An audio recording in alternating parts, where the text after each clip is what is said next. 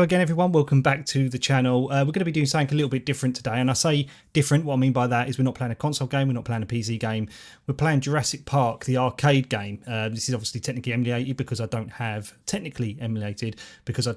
the arcade machine sitting in my house. It was a huge arcade machine with a seat that moved, so it was a really cool experience. Again, that would be a whole story that I'll tell during the Let's Play. And also the reason why I've decided to go for something more arcade-y is because I didn't really want to do a console gameplay, and again there's kind of a bit of a story behind that, but we'll go through that when we play the game anyway. I'll insert some coins. This isn't going to be a 1 credit run because there's absolutely no way I'm going to be able to do that, because this is a game that absolutely eats your coins up, as most arcade games are designed to do. So we'll put in some credits anyway. Let's put in 10 or 9. 9's the maximum. Push start and we'll be on our way. Right, okay, so let's it's quite sensitive, the old mouse here, but yeah, so this is aiming with a mouse, but of course if you had the gun you'd still be following around this cursor anyway. So why are we playing Jurassic Park, the arcade game? So I didn't want to do a console stream because I've just recently found out that I always remember shooting the head, and the music is so cool as well on this game. Listen to the music. He's going red. And this would be absolutely blurring out in the arcade as well to get attention. And of course when you're in the arcade the seat will be moving, everyone will be watching you. This was 50p a go, I think I remember, so again I'll get back into that in a sec. I'll always go off on these little tangents. So yeah, so the reason why I've decided to do an arcade Let's Play is because my game capture card that I've got, which I use for my consoles, which is an Elgato Game Capture HD, I've only just discovered through, God knows, I think I've owned it for like over the 10 years, or roughly about 10 years. I only just discovered that it can only output at 1080p 30 frames per second. I thought it was 60 frames per second. So I was recently recording some footage for the new Mortal Kombat series, for continuation of the Mortal Kombat series that I've been making. The King of Mortal Kombat, I've been recording footage for Mortal Kombat 2, and I just noticed that like the gameplay footage I've been capturing is just a little bit jolty, and you know, I know that like these games didn't expect to run at 60 frames per second maybe, but still, like compared to the live feed I was watching through the actual monitor compared to the recording, it felt jolty.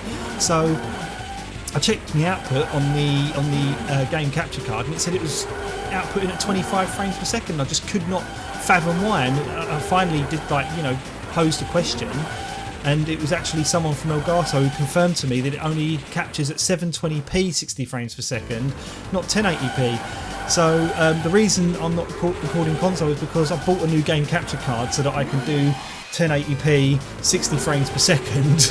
So I wanted to kind of you know, leave the game capture footage so I can get better game capture footage basically and improve it. However, that being said, that now means that I think that my footage for part 3, technically part 3, but part 1 of Mortal Kombat 2 may be a little bit inconsistent, but there's nothing I can do about that. I can't go back and record all that footage again, so I will have to live with it. I think it'll be so minimal anyway, I don't think people will really notice.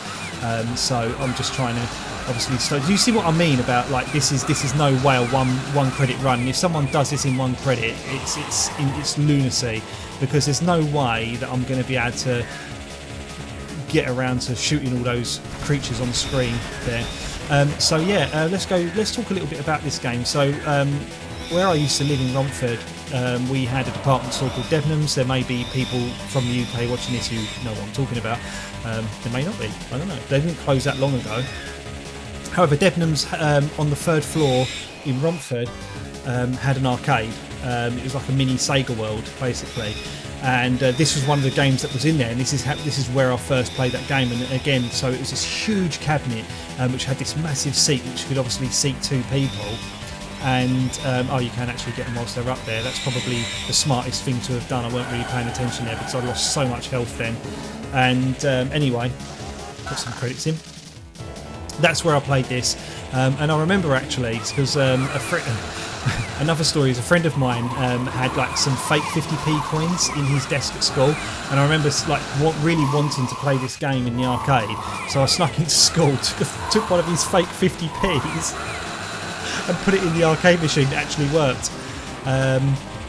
Anyway, yeah, so the whole seat moved and you'd be playing this game and you'd be jumping around and you'd just be having a really good time like playing this game, trying to get really far. You know, you wouldn't get this far because you'd already run out of money by this time, but you've already had that little experience of, you know, the seat moving and, you know, you being lifted from your seat and stuff. It was really, really good, and they just don't really make too many arcade games like that anymore. I think they do have something in Southend. It's some safari game that uses pretty much the exact same kind of feature with a moving seat and everything. There's only four areas in this. We've got the Brachiosaurus there, which has just killed me in one go. Lovely jubbly.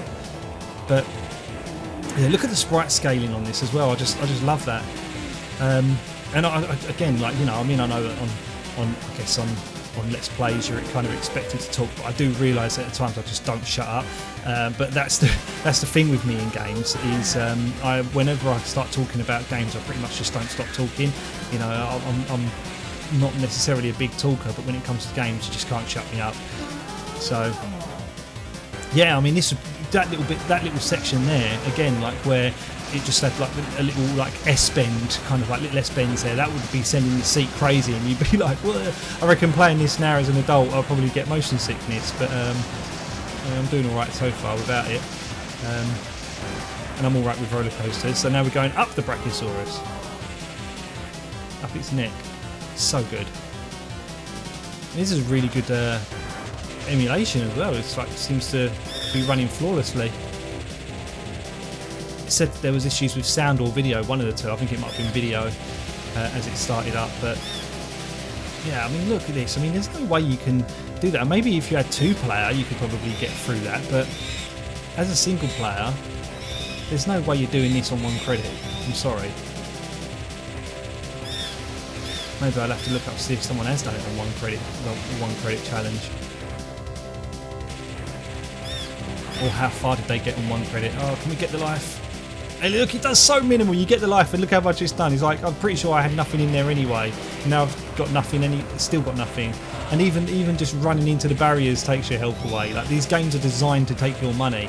That is the whole point of arcades. But still, you know, it's crazy. Oh. And I've said, this is something I've said like so many times as well, that, you know, I was saying it to a friend, I've said it to my wife, that, you know, thankfully growing up in the early 90s, you know, when I was in 92 I would have been 8 years old, but I definitely grew up in the best years of gaming and the best years of the arcade. We got to experience all this. You know, people who were born in the early, you know, in the 2010s or whatever, or, you know, the 2005s and stuff, they just didn't have games like this. The arcades were dying, pretty much dead at that point. But we got all of this, and we're so lucky. Oh. This T-Rex, just relentless. It's hungry. He's a hungry big boy. Breaking the screen that magically repairs itself.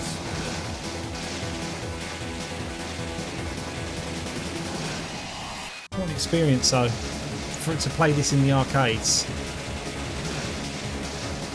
We went to, there was once, there's a festival, like an event, sorry, not a festival, but an event that happens. I think it mostly happens in like Blackpool Way, which is like an arcade expo, where lots of collectors, they take their arcade machines there and they take their pinball machines there from their personal collections. They just let people play them for an entry fee.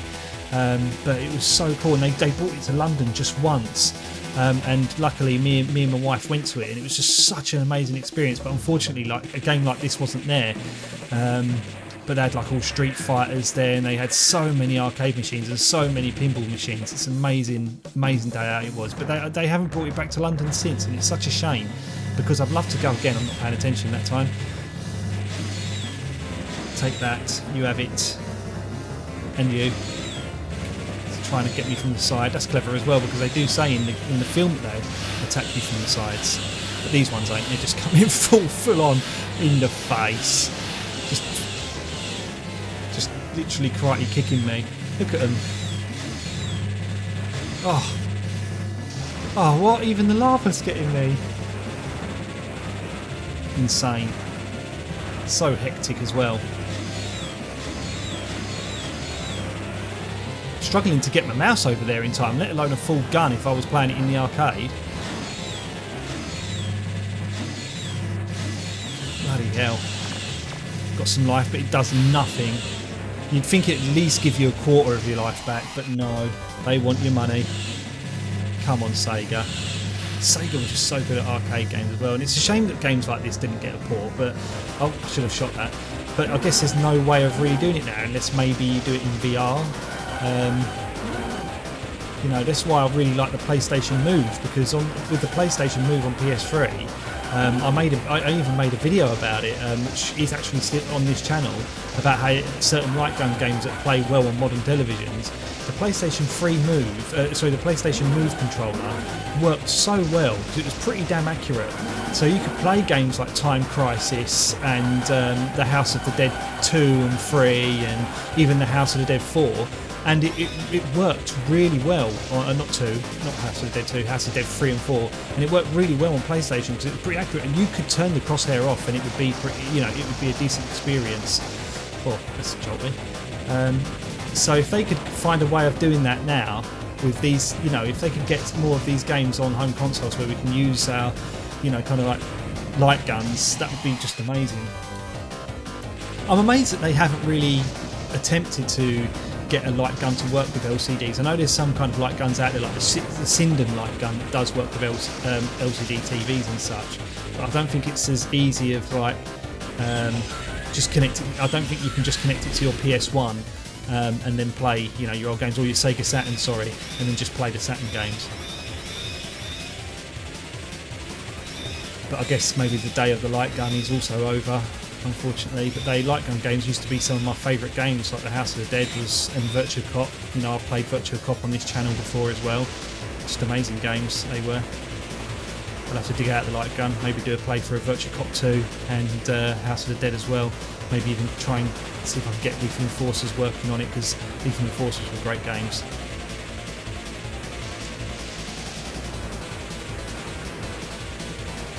Pretty sure I said, you know, listen to the music, it sounds amazing, but I've talked all the way through it again. But of course, if I didn't talk, then you'd probably find it boring. Or you'd prefer it, I don't really know, it depends on how irritating my voice is to you. But of course, like, my voice feels like it's going now. I feel like I've strained it. I talk too much. You never shut up. You talk too much. Homeboy, you never shut up. So now we're in the visitor centre, and again, like, this makes me want to play like the Super Nintendo version of Jurassic Park, which is probably one of my favourite versions of Jurassic Park, despite it being really difficult. But one of the things I didn't know back then is when I used to play the game is that the objectives of what you had to do in the game is all in the instruction manual. So literally about a couple of days ago, I bought the instruction manual. You know, all my SNES games are loose, they're not boxed, because I don't really like the SNES boxes. Yeah, I just recently bought the instruction manual just so that I can have the objectives, so that when I do choose to play the game again, I know what I'm doing. Whether that be a Let's Play or a stream. I've already streamed it once, not on this channel. It's when I had an old streaming channel which I used to do on Twitch. Excuse me. But yeah, maybe I'll give it a go again if there's any kind of demand for it. Super Nintendo Jurassic Park. It's on PlayStation now as well, so maybe I can stream it directly from the PlayStation. Or now I've got that 4K. Is that game over? Or it is game over, it's just the graphics are glitched. Now I've got that new 4K HD HDR pass-through and all that kind of jazz capture card coming. Maybe I can just bring my PS5 into my office and do some recordings there. I just don't really like to move my PS5 too much because I'm just very protective over it, because I just don't want it to break, because it's my favourite console. And I know that that's quite hypocritical, but seeing as the fact that we're called Gaming Master Race and there is no bias here, there's still no bias. Like, you know, I don't hate Xbox or anything, I just prefer PlayStation, I always have done, except for in the Xbox 360 era. That's when the 360 was my favourite console, that particular generation, because it was just that good. But you know, everyone's got their preferences. You're okay to have your preferences. Still like Xbox. Just haven't played it in a very long time. So one T-Rex down. We've got 2 of them now. I don't remember there being 2 in the original film, but it has been a really long time since I've seen the original film. This is almost certainly the final boss, though. He's nearly done. I hope they don't give anyone a bloody strobe effects there. It's quite intense. I don't think about those things when you play games back in the day. I guess they do have the warnings though. Currently playing Stardew Valley as well. That's my modern game that I'm playing, and that's one of the things I was thinking about as well, is how I don't play modern games on this channel, despite it being a channel about all things gaming. It doesn't matter if it's retro or modern. I mean, I do tend to go towards retro because they give me the warm and fuzzies more than anything. But modern games, the problem is you have to focus on them, and I like to focus on the story, and if I'm too busy focusing on the story, then I'm probably not talking, so it probably won't be very entertaining for a lot of people. So that's why I don't really do modern games, too many modern games on this channel. But obviously I would do if, you know, they were short or in demand, I guess. But I like retro games. Again, it reminds me of my childhood and a lot of other people. See, that is a really cool animation there as well, the way it just fell down. Love that. So I'm not too sure how many credits we've used there, but I think we've done it. Yep. Aww. Oh, the poor little team. I feel sorry for it there.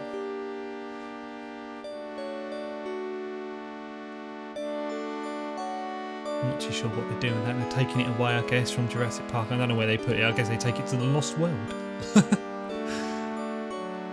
The end. Well, there you go. A complete playthrough in one episode. How about that?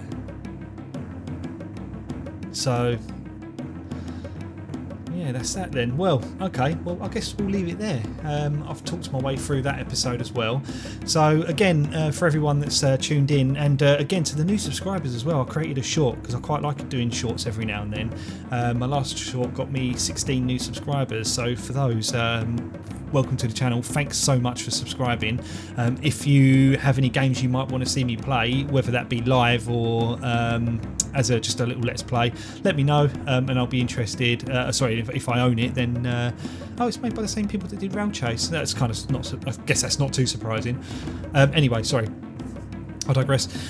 Yeah, if you want me to play a game, then if I've got it, I'll consider playing it because, you know, I'm open to anything. Anyway, that's it. Thanks very much for tuning in again, everyone, and I'll see you in the next episode.